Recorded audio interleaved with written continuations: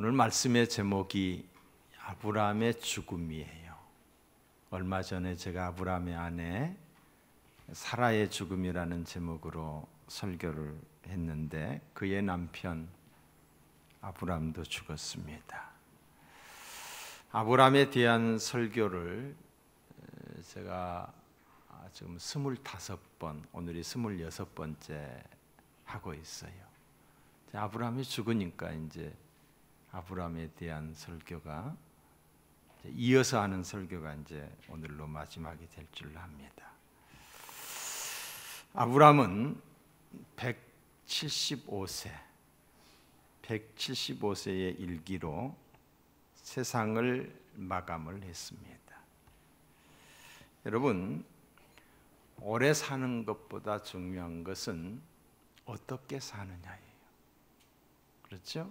많이 살았다고 해서 복이 아니라 그 삶의 내용과 삶의 질이 어떠하느냐, 그게 더 중요한 줄로 압니다. 또한 어떻게 사느냐보다도 더 중요한 것은 어떻게 죽느냐 하는 거예요. 어떻게 죽느냐. 죽음을 알고 죽음을 준비한 사람의 삶은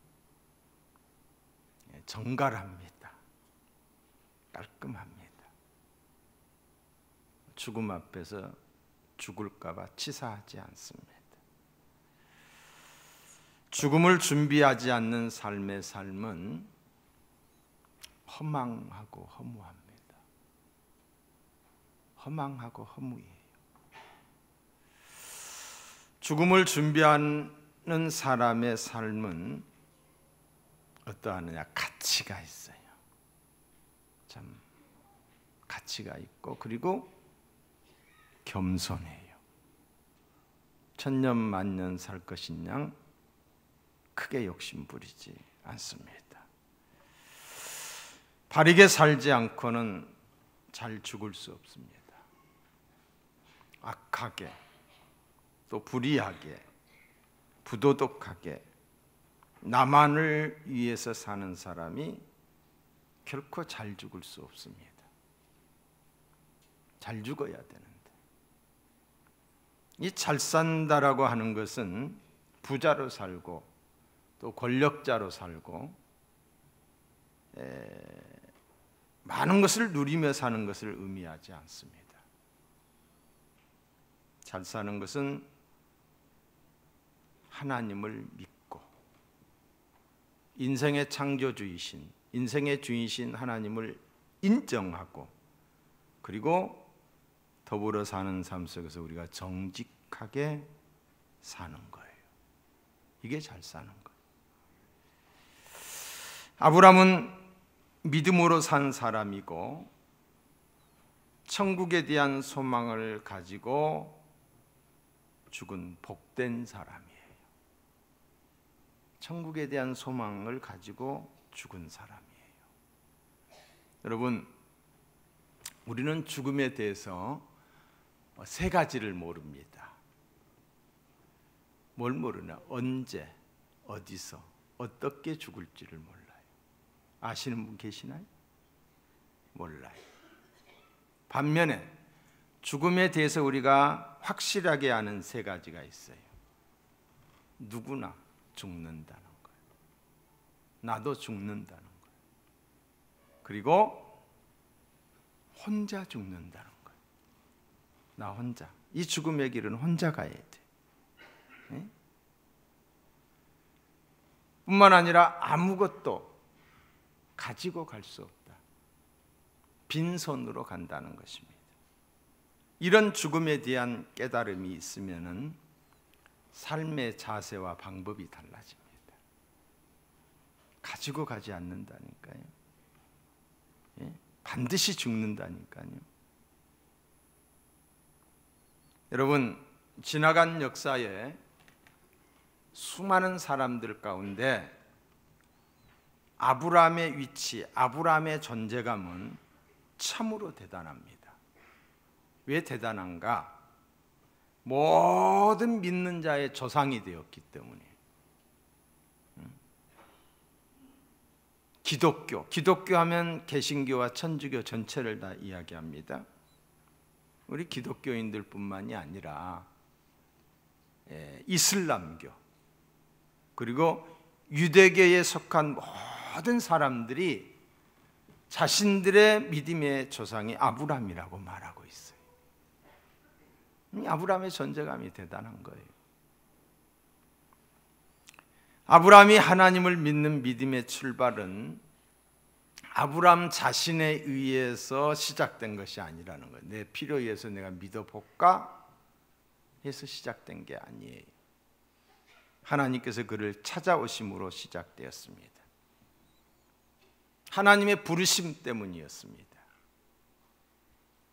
이것은 아브라함뿐만이 아니라 구원받은 우리 모두에게도 마찬가지예요. 이 세상에는 수많은 종교가 있는데 세상의 종교와 우리 기독교가 근본적으로 다른 것은 세상의 모든 종교는 인간의 노력이나 고행이나 자신의 의지와 신념으로 구원의 길을, 절대자를 찾아가는 거예요.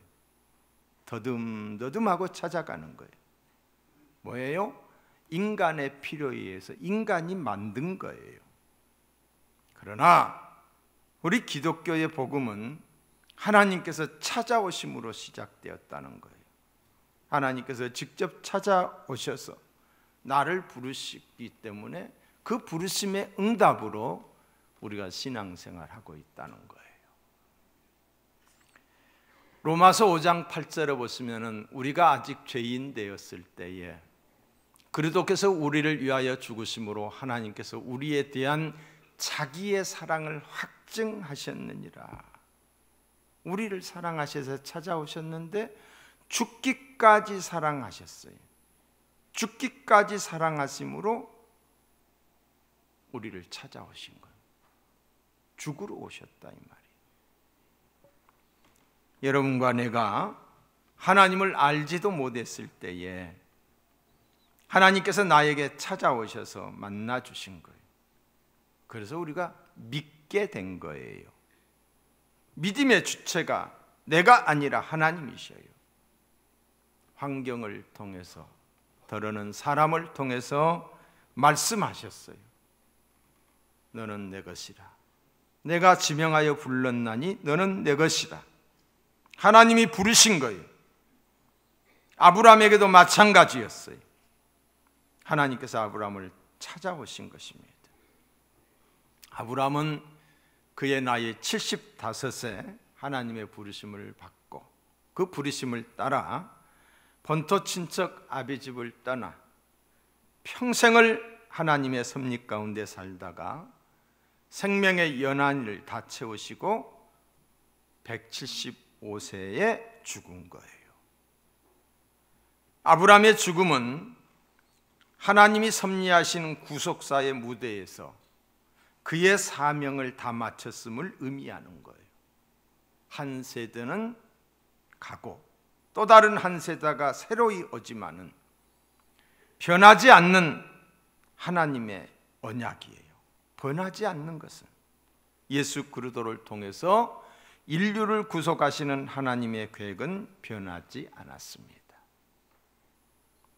택함받은 아브라함의 믿음의 여정을 한마디로 말하려고 한다면 순종이에요. 이 순종을 하는 가운데 갈등이 있었던 것을 우리가 배웠습니다. 믿음을 한마디로 말하면 순종이에요.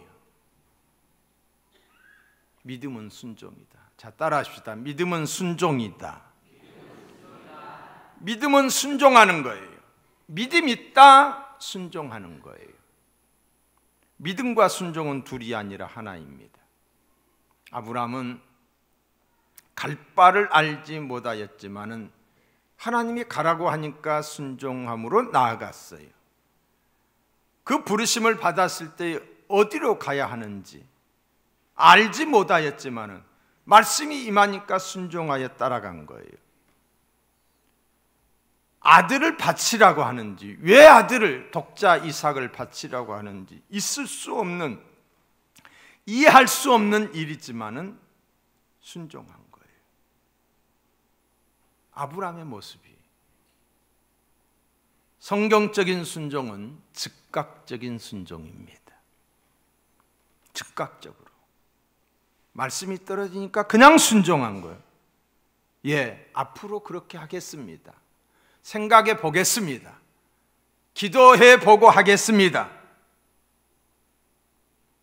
기도해 보겠습니다가 아니라 지금 즉시 바로 순종하는 거예요. 아브라함이 그랬어요. 마태복음 25장에 보면은 5달란트 받은 자가 달란트를 가지고 바로 가서 장사했다고 그랬어요. 즉시 순종했어요. 왜 하나님은 순종을 중요하게 생각하실까요? 순종은 하나님이 내 인생의 주인이심을 고백하는 신뢰의 기준이기 때문입니다. 네가 나를 얼마나 신뢰한지를 보게 되는 거예요. 척도예요, 척도. 순종의 여부를 통해서 믿음의 정도를 알게 되고, 순종이 곧 그의 충성됨을 보는 척도가 되는 거예요. 하나님은 아브라함의 순종을 보시고 믿음의 조상으로 삼으시고 축복하셨어요. 느헤미야 9장에 보시면은 주는 하나님 여호와시라. 옛적에 아브라함을 택하시고 갈대아 우리에서 인도하여 내시고 아브라함이라는 이름을 주시고 그의 마음이 주 앞에서 충성됨을 보시고 순종함을 보시고 더불어 언약을 세우셨다라고 했어요. 여러분, 여러분과 나를 부르신 하나님이 진정 나의 하나님이라고 고백하십니까? 저와 여러분을 부르신 그 하나님이 나의 하나님이라고 고백하십니까? 그렇다면 그의 말씀에 기쁘게 순종하시고 따르시기를 축원합니다. 여러분, 믿음으로 살아도 고난이 있어요. 수많은 시험이 있어요. 여러 가지 문제들이 있을 수 있습니다. 누구처럼? 아브람처럼 말입니다. 아브람이 부름받았다고 하는 이유 때문에 일사천리, 무병장수, 만사형통 아무 문제가 없었나요? 문제가 있었어요. 풀어가야 될 문제가 있었어요. 갈등도 있었어요. 그런 믿음의 여정을 살았어요. 그럼에도 우리가 아브람처럼 하나님을 신뢰하고 따르면 최후의 승리자로 우리의 마지막이 복될 줄로 믿습니다. 아브람은 사랑하는 아내 사라가 죽은 이후에 38년을 더 살았어요. 38년. 사라가 죽자 그두라라고 하는 여인을 후처로 들여서 6명의 아들을 더 낳게 됩니다. 하가를 통하여서 이스마엘을 낳잖아요. 그리고 사라를 통하여서 이삭을 낳았습니다. 합이 8명을 낳았어요. 이들 중에 아브라함의 믿음을 계승받는 자는 오직 한 사람, 이삭뿐이었어요. 왜? 이삭은 약속의 자식이었기 때문입니다. 이삭은 하나님이 약속하신 약속의 자녀였어요. 그래서 아브라함은 자기의 모든 소유를 이삭에게 물려줍니다. 5절을 볼까요? 아브라함이 이삭에게 자기 모든 소유를 주었고 자기 서자들 나머지 7명에게는 재물을 주어 자기 생전에 그들로 자기 아들 이삭을 떠나 동방 곧 동국으로 가게 하였더라 그랬어요. 여기서 우리는 아주 평범한 진실을 발견하게 됩니다. 배다른 형제끼리 산다는 것이 그리 쉬운 일이 아니라는 거예요. 쉽지만은 않다. 물론 개중에 잘 사는 분들도 계시지만은 갈등투성이라는 거예요. 심지어는 살인극까지 벌어지잖아요. 저 북한의 김정은이는 그냥 가차없이 처리해 버리잖아요. 그래서 생전에 배다른 그런 여러 명의 철을 두는 것은 성경적이 아니다. 아브라함이 사후의 문제를 예측하고 대비하는 거예요. 떨어져 살게 함으로 다툼이 있지 않게끔, 싸움이 있지 않도록 예방을 하는 아버지의 모습을 보게 됩니다. 그리고 자기의 서자들에게도 재산을 나누어 줬다라고 그랬죠. 아브라함은 죽기 전에 유산 상속을 정리하는 모습을 보게 돼요. 이 또한 진실이잖아요. 아버지가 정리를 잘못함으로 인해서 자식들끼리 문제되는 게 어디 한두 건이가 안돼요. 지혜로운 아버지의 모습을 보게 됩니다. 자, 7절과 8절을 볼까요? 아브라함의 향년이 175세라. 그가 수가 높고 나이가 많아 기운이 지나여 죽어 자기 열조에게로 돌아가매. 175세의 나이는 결코 적은 나이가 아닙니다. 175살을 살았다. 장수한 거지. 사람은 병들어 죽을 수도 있고, 때로는 사고사로 죽을 수도 있고, 때로는 남에게 뭐 전쟁이라든가 이런 걸 통해서 죽을 수도 있어요. 여러 가지 이유로 제 명을, 생명의 연한을 다 채우지 못하고 죽는 경우가 허다합니다. 그런데 오늘 본문에 보시면은 아브라함은 기운이 지나여 열조에게로 갔다라고 했어요. 하나님이 나에게 주신 생명의 연한을 다 하고 죽었다는 것을 말하고 있습니다. 여러분, 하나님이 저와 여러분에게 주신 생명의 연한을 잘하고, 또한 그 연한 속에서 내게 맡겨진 사명을 잘 감당하시고 하나님 앞에 건강한 모습으로 잠자는 듯이 들림받을 수 있기를 주의 이름으로 축복합니다. 아브라함은 죽기 전에 그 아들 이삭에게 믿음의 계승을 분명하게 하고 세상을 떠났습니다. 우리들도 이 세상에서 주어진 사명을 따라 최선을 다해 살며 우리의 자녀들에게 믿음의 복을 계승하고 천국 가는 부모가 되시기를 축복합니다. 아브라함은 죽었지만 그에게 주어졌던 복은 없어지지 않았어요. 왜? 그 복이 계승이 되었기 때문에, 그 복이 이어졌기 때문이에요. 이삭에게로 승계가 되었기 때문에. 그런 차원에서 볼 때 이삭은 세상을 떠났지만 하나님이 약속하신 축복은 끝난 것이 아니었어요. 여러분, 여러분의 믿음이 자녀에게도 계승되기를 바랍니다. 우리가 받은 축복이 우리 교회라고 하는 울타리를 넘어서 우리 사회와 이 민족과 저 북한에까지 이어지기를 주의 이름으로 소망합니다. 여러분, 이 세상의 모든 사람이 피할 수 없는 것이 죽음이지요. 아담이 죄를 짓고 난 다음에 하나님이 선언한 게 있어요. 창세기 3장 19절을 보면은 너는 흙이니 흙으로 돌아갈 것이니라. 이게 죽음을 이야기하는 거예요. 우리 몸이 이게 흙덩어리예요. 아담도 흙에서 왔다가 흙으로 돌아갔고, 아브람도 그 길을 갔고, 저희 아버지도 그 길을 갔고, 저희 할머니도 그 길을 갔으며, 저와 여러분도 이 길을 피할 수 없어요. 이 길이 뭐냐? 죽음의 길이지요. 히브리서 9장 27절에 보시면은 한 번 죽는 것은 사람에게 정해진 것이요, 그 이후에는 심판이 있으리니 이는 영원한 진리입니다. 한 번 죽는 것은 정해진 것이요, 여기까지는 다 알아요. 그런데 그 이후에 심판이 있다라고 하는 것에 대해서는 받아들이려고 하지를 않아요. 믿으려고 하지를 않아요. 반드시 심판이 있습니다.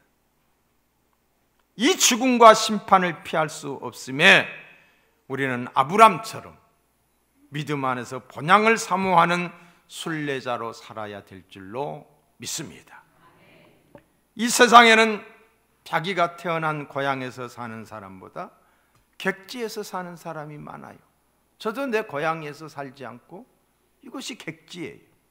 우리 민족 중에는 나라를 떠나서, 나라를 빼앗겼을 때에 구한말, 일본에게 압적을 당할 때에 나라를 떠나서 저 만주에 가서, 저 사할린에 가서, 저 하와이에 가서 고향을 떠나서 사는 사람들이 많아요. 지금도 우리 대한민국 국민이 이곳저곳에 흩어져 있는 사람이 700만 명이에요. 700만 명의 디아스포라들이 나라를 떠나서 살고 있는 거예요. 그래서 나그네로 사는 사람들이 많은데 사실은 그들만이 나그네가 아니고 우리 모든 사람을 성경은 나그네라고 말하고 있어요. 저와 여러분들이 나그네라는 거예요. 모든 사람이 다 나그네다.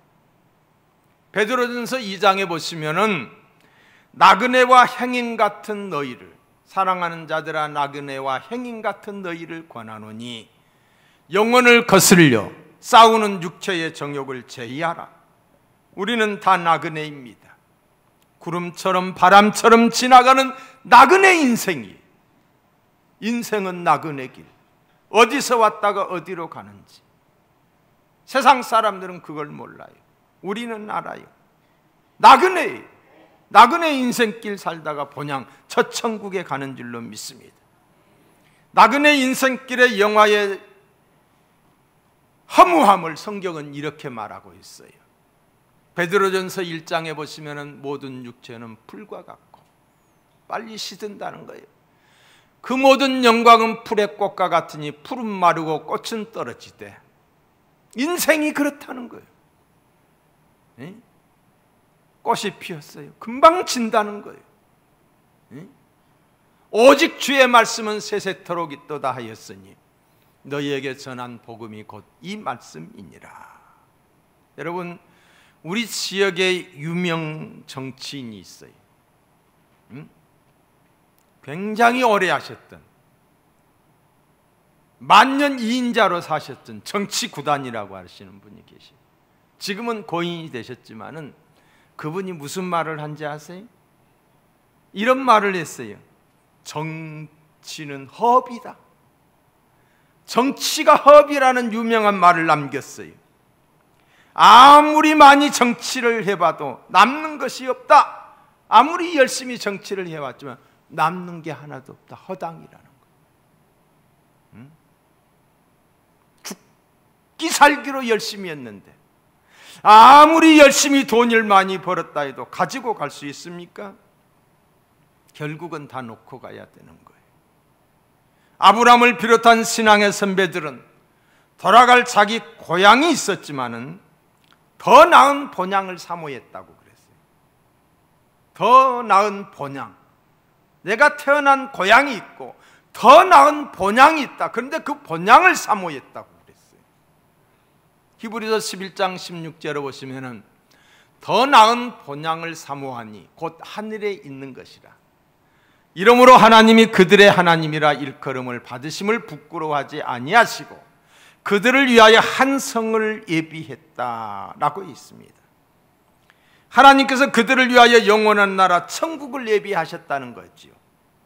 그래서 그들의 시민권이 하늘에 있고 그들의 참 본향은 저 천국이었던 것입니다. 사랑하는 성도 여러분, 여러분의 시민권은 어디에 있는가? 우리는 대한민국 국민이지만은 예수님을 믿는 저와 여러분들에게는 또 하나의 영원한 시민권이 주어졌으니 하늘의 시민권을 가진 하늘의 백성, 하나님의 자녀인 줄로 믿습니다. 그래서 빌립보서 3장에 보시면은 우리의 시민권은 하늘에 있는지라 거기로부터 구원받은 자 곧 주 예수 그리스도를 기다리노니라고 했어요. 천국에 대한 소망과 비전이 분명하고 확실하시기를 축원합니다. 그것이 없다라고 한다면은 천국을 소망하는 비전과 또한 천국에 대한 믿음이 없다라고 한다면 우리가 지금 여기서 예배 드리는 게 다 헛짓이에요. 헛짓이에요. 천국이 있음을 믿기 때문에, 이 땅보다 더 좋은 천국이 있음을 믿기 때문에 천국에 대한 소망과 비전이 분명하고 확실하기를 축원합니다. 여러분, 지금까지 사시면서 무엇을 배우고 무엇을 느끼셨습니까? 사람을 보고 세상을 보며 무엇을 배우고 무엇을 느끼셨습니까? 요즘에 저는 절실하게 느끼고 깨달아요. 옛날에 몰랐던 게 아니에요. 다 알고 있었지만 아는 것이 그냥 아는 차원이었어요. 그런데 요즘은 느껴져요. 내가 좀 철이 드는 것 같아요. 뭘 느끼느냐? 인생 별거 아니다. 인생 별거 아니구나. 이렇게 아둥바둥 도토리 키재기 시기로 열심히 살지만은 이렇게 살다가 가는구나. 권력 있는 사람이나 없는 사람이나 배운 사람이나 못 배운 사람이나 부자나 가난한 사람이나 그래 그렇게 살다가 가는 거지. 뭐가 있을 것 같은데 별로 없어요. 이렇게 살다 가는 거예요. 또 한 가지 깨닫게 되는 것은 그럼에도 불구하고 왜 이리 이 세상 것에 그런 것에 집착을 하고 사는가? 그것 없으면 죽는 것처럼, 그것 없으면 끝나는 것처럼 왜 그렇게 집착을 하고 사는가? 여러분, 이태리 밀라노 대성당에는 세 개의 아치로 된 저기 아치 문이 있잖아요. 세 개, 저게 밀라노 대성당이 문이 있는데 첫째 문에 장미꽃 문양이 새겨져 있어요. 근데 그 밑에 뭐라고 써져 있느냐? 모든 즐거움은 잠깐이다. 또 하나의 문에는 십자가의 문양이 새겨져 있어요. 그리고 거기에는 모든 고통도 잠깐이다. 그리고 또 하나의 문에는 오직 중요한 것은 영원한 것이다라고 쓰여져 있습니다.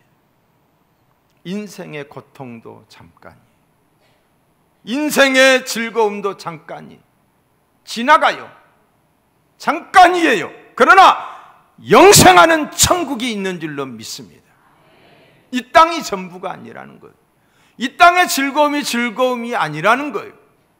이 땅의 고난이 고난에서 끝나지 않는다는 거예요. 잠깐이다. 그런데 영생하는 천국이 있다. 영원한 천국이 있는 줄로 믿습니다. 일찍 남편을 여인 권사님, 남편이 일찍 돌아가셨어요. 행상을 하시고 콩나물을 팔고 그렇게 해서 자식들을 교육을 시켰어요. 그 자식들이 성공했어요. 모두가 다 한결같이 잘 살아요. 그래서 자식들이 항상 하는 이야기가 어머니 우리 같이 살아야지요. 그런데 그 어머니는 남편이 살던 집, 그리 좋지 않은 집, 아주 누추하고 시대 감각에 떨어지지 않는 그 집에서 살기를 고집하는 거예요. 자그마한 단칸방에서 자식들을 키웠던 그 집에서 자식들이 말합니다. 어머니, 이제 우리가 살고 있는 아파트 방도 많고 그러는데 들어오셔서 같이 사십시다. 그런데 아니다, 나는 여기가 좋다. 아파트에 살기 싫어서 그런 줄 알고 어머니 저희들이 집을 지어드릴게요. 좋은 집, 어머니 편하게 살기 좋게 좋은 집을 지어드릴게요. 응? 단독주택으로. 그럼 어머니 그곳에서 사십시오. 하도 자녀들이 전라대니까 어느 날 어머니는 자식들을 불러놓고 이렇게 말을 했습니다. 너희들이 정 나의 집을 지어주기를 원한다면은 이런 집을 지어달라. 집의 울타리는 벽옥으로 지어라. 집의 재료는 정금으로 지어라. 집의 기초석은 각종 보석으로 짓되 12개의 문을 달 것이며 그 문 하나하나가 하나의 진주로 지어져야 될 것이다.